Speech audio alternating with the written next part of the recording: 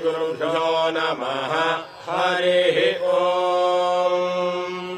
गणानाम् त्वा गणपतिगुम् हवामहे कविम् कवीनामुपमश्रवस्तमम् ज्येष्ठराजम् ब्रह्मणाम् ब्रह्मणस्पत आनः शृण्वन्नोतिभिः सीदसादनम्।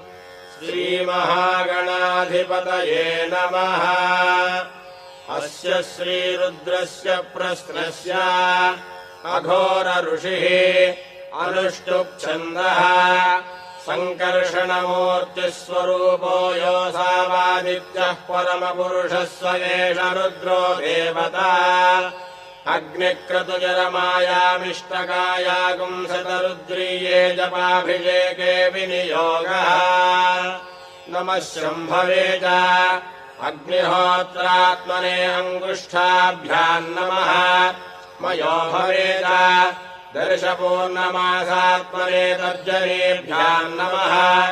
नमः शङ्कराय च चातुर्मास्यात्मने मध्यमाभ्याम् नमः। मयस्कराय च निरूढपशुबन्धात्मने अनामिकाभ्याम् नमः। नमः शिवाय च ज्योतिष्ठोमात्मने कनिष्ठिकाभ्याम् नमः। शिवतराय च सर्वकृत्वात्मने करतलकरपुष्ठाभ्याम् नमः। नमः शम्भवे च अग्निहोत्रात्मने हृदयाय नमः।